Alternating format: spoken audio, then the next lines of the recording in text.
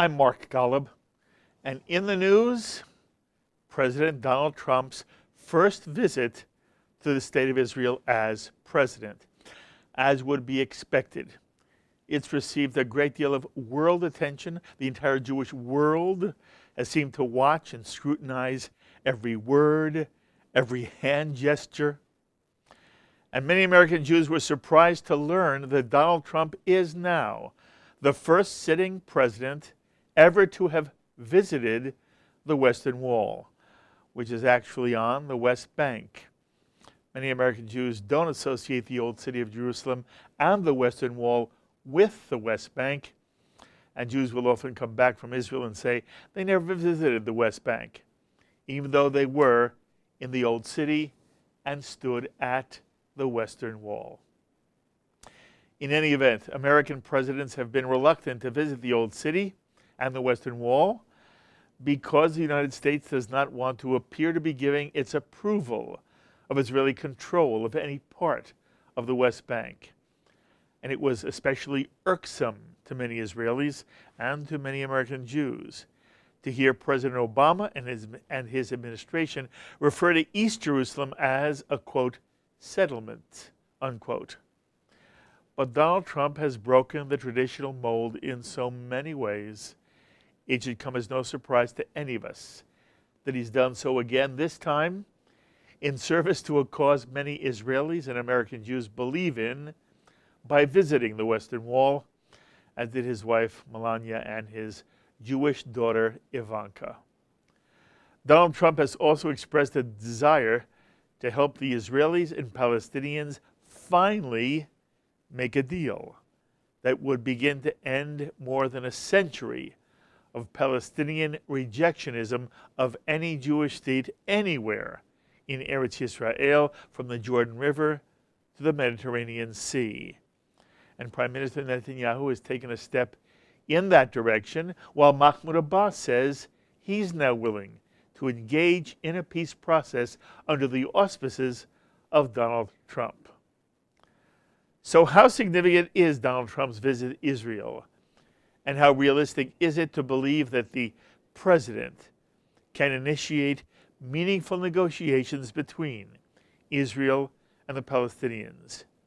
For some insight, I'm so pleased to have once again on our JBS phones from Washington, the Executive Director of the Washington Institute for Near East Policy, Robert Satloff. And Rob, it's good to have you back on JBS. Mark, it's a pleasure, especially on this auspicious day. Thank you for having me. Yes, and we should talk about that for one quick second. This is going to be Yom Yerushalayim, correct? Yes, indeed. It's, by the Hebrew calendar, the date of the reunification of Jerusalem. That will be tonight as we're meeting, and again all day tomorrow.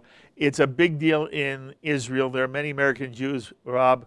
It comes and goes, and they don't even notice. By the way, for you personally, and I ask you not only personally as the Executive Director of the Washington Institute, but also as, a caring, committed Jew, what's Yom Yerushalayim mean to you? Oh my! Look, I'm a Jew. I'm a historian. I do what I do for a living. There is something profound and special about the idea that that the city of Jerusalem is whole. It is free for worship, free for Jews to rebuild their presence and to fulfill the opportunity and obligation of being in Jerusalem. It is a deeply powerful idea, and I know what regrettably transpired in Jerusalem from the years of 49 through 67. Yes. A dark period for the city and for its Jewish presence. I think people tend to forget Yes. the reality of those years and tend to only look at or many people tend to look at Jerusalem today solely through the lens of post-67 politics and occupation and that sort of thing. And they do forget the denial of Jewish rights and Jewish access and Jewish prayer. And indeed, it goes back even before 49. And the British as well had imposed limitations on certain Jewish access and rights to pray and rights to convene and assemble in parts of Jerusalem. So the idea that Jews are now free to do that in their holiest of cities is something that one cannot but be pleased about. Put aside whatever politics one has. This is a basic human freedom that is now being regained. That is so beautifully said. Thank you. So what does it mean? What does it mean? Does it mean anything, Rob, to see President Trump at the Western Wall? For sure. There is, when one looks at the sort of politics surrounding Jerusalem, there are different levels of this. One level, and it may sound absurd to some of your viewers, but it is nonetheless real. One level is merely the assertion of the legitimate Jewish connection to Jerusalem. Yes. This is something that, if you were to look at successive resolutions of the United Nations, UNESCO, UN Educational, Scientific, and Cultural Organization, which actually deny the historic Jewish presence in Jerusalem. Statements by various Arab and Muslim leaders over the years, including Yasser Arafat, famously tried to convince Bill Clinton that the Jewish temple, the Temple of Solomon, was in Nablus, not in Jerusalem, that there is no Jewish connection to Jerusalem. The fact that an American president, a sitting American president, one not running for office and therefore eager to curry votes, and one not has left for office after when the politics has already been decided, but one in the midst of office goes and visits with the solemnity with which this president did at this sacred site, affirms a Jewish presence in Jerusalem. Now, he goes not to overlay that with statements or actions on American policy. Yes. Matter of fact, he stayed very far away from saying anything about the political or diplomatic status of Jerusalem. So he separated these two issues. One, an affirmation of the Jewish presence and connection to Jerusalem, and two, the diplomatic status of the city and even of the site. But just to affirm the former was itself a very powerful and visual statement, not least because this was a president who had come from Saudi Arabia and who had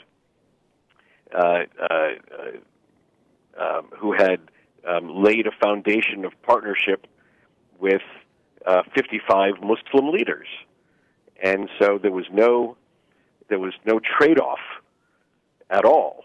Quite the contrary, between affirming a partnership with 55 Arab and Muslim leaders and affirming the Jewish presence in Jerusalem. Yes, and by the way, that I think was a very important message. Yes, I want you to amplify that. And look, Rob Satloff speaks all over the place. Rob, I know you could do an hour on one leg just on your perspective of the significance of Donald Trump's trip to the Middle East. It's not simply Israel. As you said, he begins in Saudi Arabia. But I want a minute or so, a couple minutes. What do you make of the fact that Donald Trump goes to the Middle East, meets with various Middle East leaders, including Israel, but I want your sense of the overall sweep of Donald Trump's Middle East trip, not simply Israel. Right. So in the broadest of strokes, this trip was about rebranding American foreign policy from the era of Barack Obama to the era of Donald Trump. Very interesting.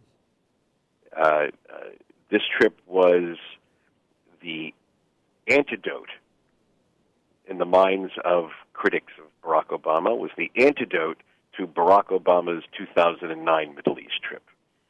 It had a very different itinerary, one in which Israel was at the core, not one in which Israel was not even on the agenda.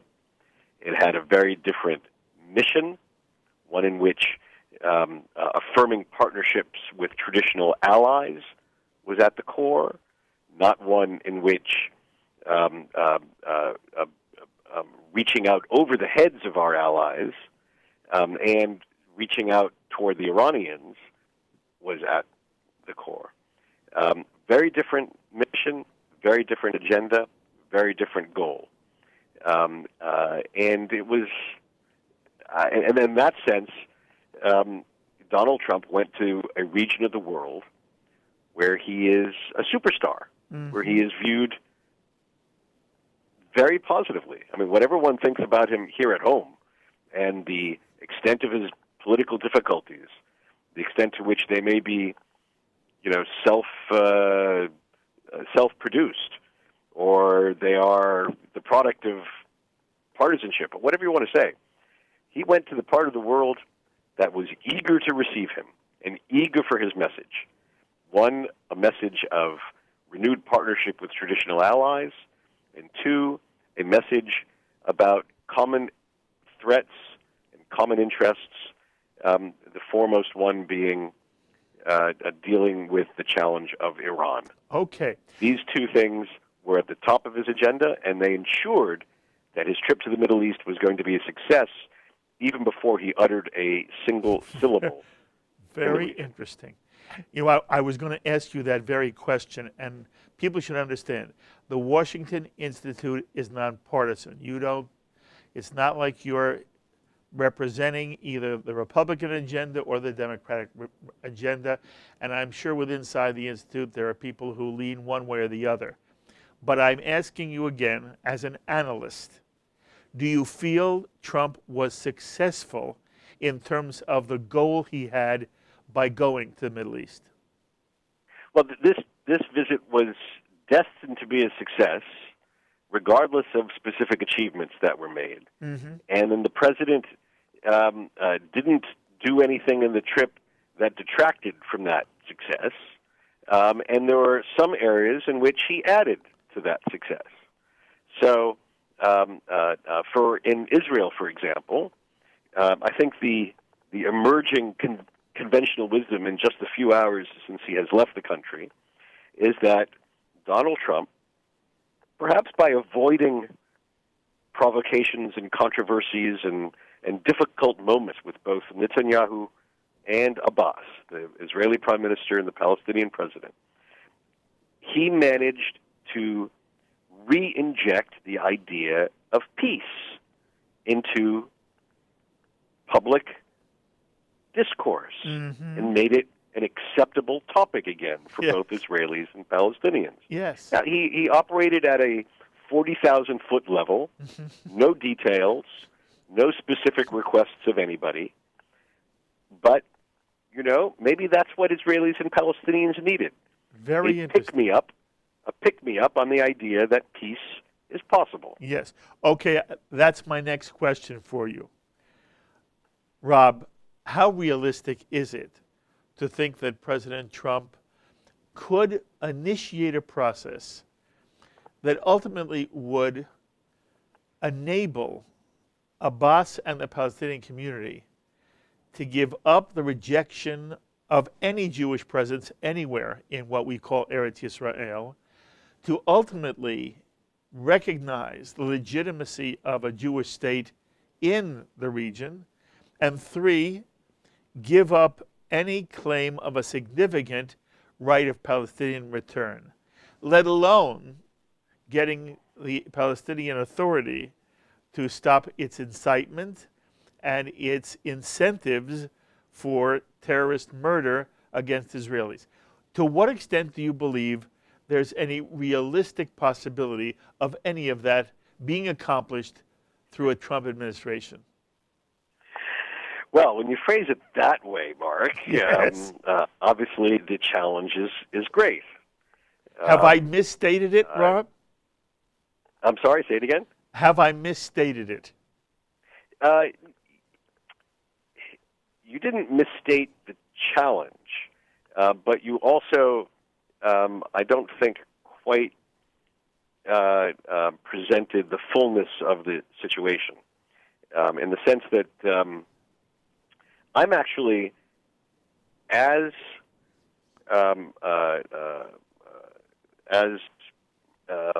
what's the right word?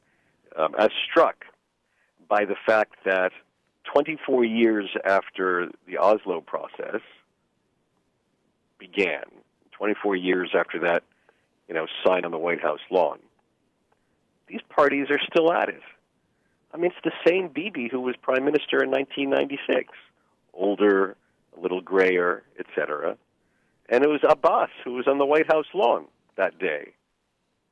It's the same people, and they're still at it. And they've been through a lot of disappointments, a lot of as you correctly point out, Palestinians throw all sorts of obstacles in the way of progress. But yet, it's still the only diplomacy in town. And so, I actually see as much glass half full as I do glass half empty. Very interesting. Now, I think you ask a very appropriate question. What is the Trump value added here that might move the parties toward a more solid, positive outcome? So far, we don't know. Donald Trump came to the Middle East, injected a sense of optimism, blessed both peacemakers, validated them. I mean, it was quite a remarkable scene today at the Israel Museum where Bibi Netanyahu introduces Trump by, throwing out Abbas as a two-faced leader. He says one thing to you, President Trump, but in reality, we know that he is paying terrorists reward money. And then Donald Trump gets up, and all he does is he vouches for Abbas's bona fides. He is a peacemaker, believe me, said Donald Trump. And you too, Netanyahu, you are a peacemaker. People should know that. So he came, he blessed the peacemakers, to use the biblical phrase, and he left. Mm-hmm. Now, is the idea that by not asking them to make tough concessions now, he's putting something in the bank with each of them later? Mm-hmm. Or is he letting them off the hook? Mm-hmm. That we don't know. We don't really yet know the administration's strategy for moving forward. They did not announce the renewal of negotiations. The president did not publicly say anything about the theme of Arab contribution to peacemaking. This was a theme around which there had been a lot of press speculation that the Saudis and the Emiratis would give the Israelis incentives on the bilateral front that would help the peace process between Israelis and Palestinians. Well, none of that came up. None of it at all. Maybe on a private level. I hope on a private level, but nothing public. And so we don't really know yet if what the content is of the Trump Middle East peace process strategy. All right. By the way, if I'm not mistaken, Mahmoud Abbas very recently came after you, Rob, and the Washington Institute, claiming that the Washington Institute is an obstacle to peace. I'd love to hear your reaction to it, and what do you want the JBS audience to understand about the Washington Institute and your perspective? Well, thank you for the question, Mark. It was you're referring to a lengthy comment made by the PLO representative in Washington, who just arrived here, a new representative, Hussam Zumlaut, last week, where he was asked by a Washington Post columnist about the American role, American peace plans, and the PLO representative said, the reason why we have no peace in the Middle East is because we've had American peace plans, and they've all been written by the Washington Institute. Go back to 1991, he said. Yes. Read what they write at the Washington Institute. For all the years since, they have given advice to administrations, and they've gotten us nowhere. It's your fault. And I took this as a great compliment. Yes. First of all, here, the PLO representative believes that American policy for 26 years has been drafted by the Washington Institute. Yes. I take that as a great compliment. If indeed successive administrations have listened to our advice, which has basically been consistent over time, which is an incrementalist, step-by-step approach to peacemaking, in which America has to match both bottom-up and top-down strategies, making sure that security is always top of the agenda. If successive administrations have followed that approach, then I believe they've been following a wise approach. Mm-hmm. And if there hasn't been as much progress as we have hoped, well, I think that's mostly due to rejection and intransigence on the part of the Palestinian side. Mm-hmm. But I remain ever hopeful, and as you heard me say earlier, I still remain quite an optimist about this. Mm-hmm. Again, that's beautifully said. It's interesting to me, the incrementalist approach is something I'm hearing more and more, and I think from a Jewish Israeli perspective, there's such wisdom there. It's not as if we are going to, in one fell swoop, change Palestinian intransigence, nor are we going to convince the Israeli people that they have an honest partner for peace. But maybe there are baby steps that can be taken. And as you look at Donald Trump and the conflict in general, Rob, is there one or two things you'd like to see happen first that you would consider to be a baby step towards an end, a cessation of the kind of hostility and pain and death and war that these two groups have been engaged in? Is there something that right now you could identify? If Donald Trump is listening to us right now, what would you want the administration to try to get from the two parties in a baby step or two? Well, I think there's quite a few things that can be done that are sort of pre-negotiation measures that each side should take, not toward the other, but because they're the right thing to do. So, for example, it is wholly appropriate for the United States to go to the Palestinians and to insist on a cessation of all payments to terrorists. I mean, it is mind-boggling that this is an issue for discussion. Now, this is not to say that the Palestinian Authority can't find a way to provide social welfare benefits to widows and orphans, even if those people became widowed or orphaned because their fathers or husbands, did a terrorist attack and died in the process. Widows are widows and orphans are orphans. No one is saying that they should be denied social welfare benefits. It is the incentivizing of terror that is so abominable. And on this should be a black and white issue. Separately, because there is no equation here, there is certainly no moral equivalence, it is perfectly legitimate for the United States to talk with the Israelis about ensuring that settlement activity occur within areas that are almost surely only going to be retained by Israel, and not in areas that almost surely will be in the heart of whatever Palestinian entity emerges from negotiations. So limiting Israeli building west of the fence, west of the security barrier, should not be viewed as an onerous restriction. Rather, it should be viewed as a reasonable approach to the growth of legitimate communities, communities that will be there in any agreement. So these are natural, I think, quite readable pre-negotiation steps.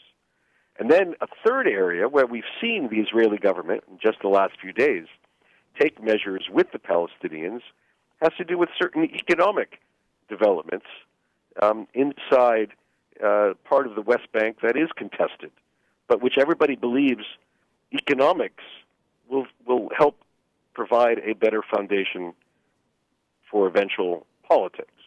So those are three areas where I think even before they sit down for negotiations, there's room for very important public progress.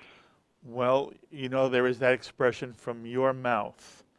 I understand how reasonable the things you said are. By the way, if we were face to face, it's often hard for me to engage in sophisticated or subtle discussion when I'm on the phone with you and any guest. So I'm going to wait, and I know at one point I'll have a chance to talk to you eye to eye, face to face. I would say to you, however, it strikes me that there is an enormous disparity in the first two conditions or preconditions that you suggested, and that it sounds to the ear as if there's an equivalency. I don't believe you're suggesting it, but there's no equivalency between terrorists being incentivized to kill civilians and whether Israel does or does not build on the east side of the security barrier on territory which at the best is disputed. And you may hope that one day there'll be a resolution here, and that you and I and everybody understands if there is a two-state solution where the Palestinian state will be. But I would not make an equivalency between the two. Is that fair to you or not? No, it's eminently fair. Actually, I don't even say that there should be an agreement that talks about, you Palestinians stop payment to terrorists and you Israelis, stop building outside the barrier. Absolutely not. I reject that. That's not the way these sorts of things should go. These are two very different topics, different both in terms of policy and in terms of morality. And so I reject the idea of equivalence or even a connection between the two. Rob, I have to cut you. I have to cut you. Go ahead. I have to cut you only because we're out of time. You're terrific. And it is always wonderful when you take some time to share your wisdom and insight with the JBS audience. I wish you all the best, and I will continue to chase you, and one day soon we'll sit face to face. But thank you for a moment on JBS. It's a pleasure. Thank you very much. Be well. The thoughts of Rob Satloff, the Executive Director of the Washington Institute for Near East Policy. My thanks, as always, to Director Sloan Copeland, Production Coordinator Serge Goldberg, JBS's Associate Director Dara Golub, Editors Dennis Golan and John McDevitt, and to the producers of this edition of In the News, Carol Lilienthal and Jan Weiss. It's an interesting time we live in, my friends. And all of us here at JBS join with the people of Israel and with World Jewry in celebrating tonight and tomorrow Yom Yerushalayim, Jerusalem Day, on the 50th anniversary of the reunification of the eternal capital of the Jewish people, and Yasher Koach to all those who helped make this modern miracle a reality. And we'll be celebrating tonight and tomorrow on JBS. Until the next time, I'm Mark Golub. Be well, my friends.